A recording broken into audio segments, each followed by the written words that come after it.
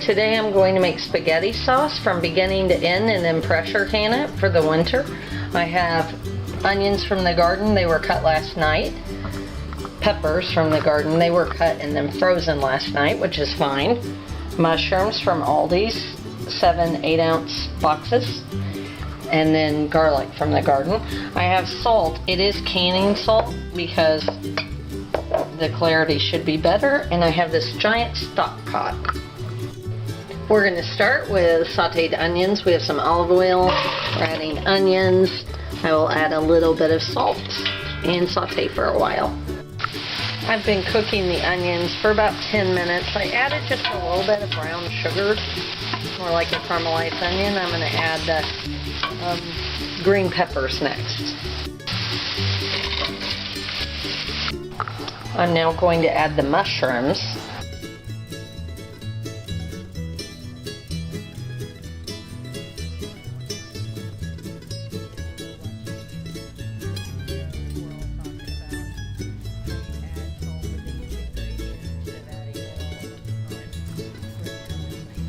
I've been cooking it for a while. I'm adding garlic now. The mushrooms make it very watery, and I add salt with each ingredient because it is my understanding that it brings out the flavor of each individual ingredient when you add salt as you go. I am now going to add tomato paste.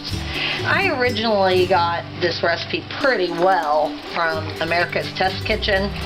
They would cook the onions. I don't think they added peppers, but they always added tomato paste and said it just gave it a richer flavor. I'll also be adding some wine here in a minute, which is from their recipe. Sometimes I add a little brown sugar to it, but not every time. I only let the garlic cook for 30 seconds, maybe a minute. Things are starting to come together. It's been about a minute since I added the tomato paste, and now I'm going to add about a bottle of wine to it.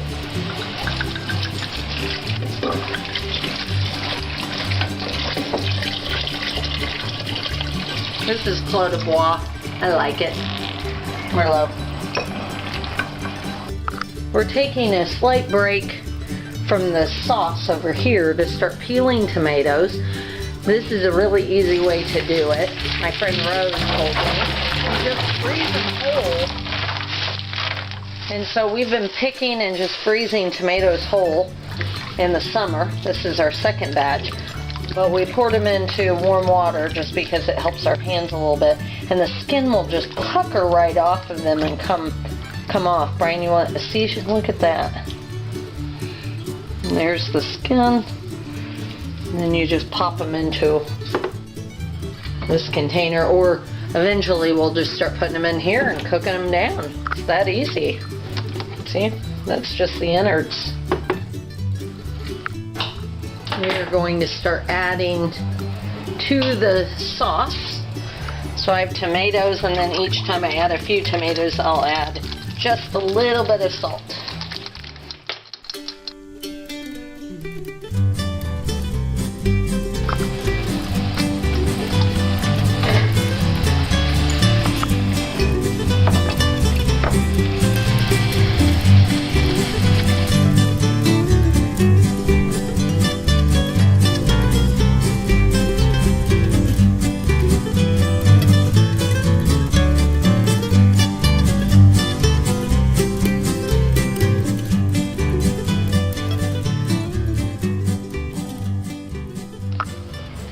I have some oregano here and marjoram. I'm going to put all of this oregano in. We put some of the tomatoes back in the freezer because it was more than we needed. And then I think I'll put all that marjoram in. I would put more oregano in if I had it, but that's what we have. I don't put the basil in until the very end. And this will cook for a long time. It is 8:12 p.m. and this will cook until we go to bed, and then tomorrow too. And I'll probably jar it tomorrow evening. We're getting tired of stirring. We might put it in the garage for the night. Show that paddle you made there, honey. It's nice. It's very nice.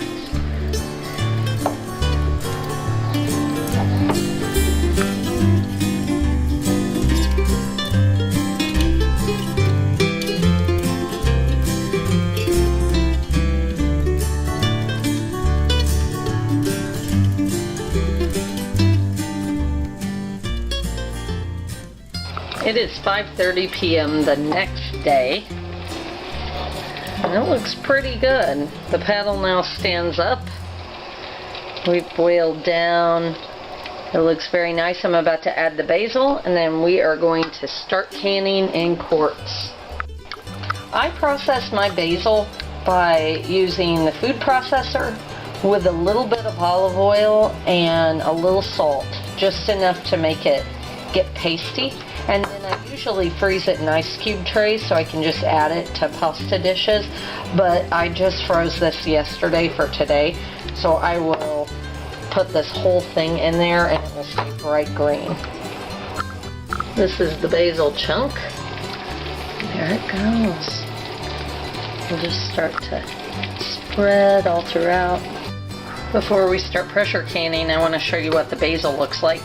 It stays so nice and green. I just love it. We are ready to pressure can. 15 pounds per square inch for 25 minutes.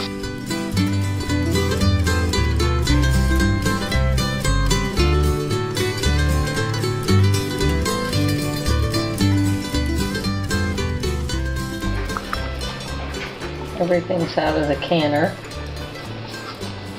It's still boiling. I was just ready to have it out of there. It is 10 p.m. on Sunday night. We started on Saturday afternoon. Looks beautiful though, and it tastes great. Very nice flavor.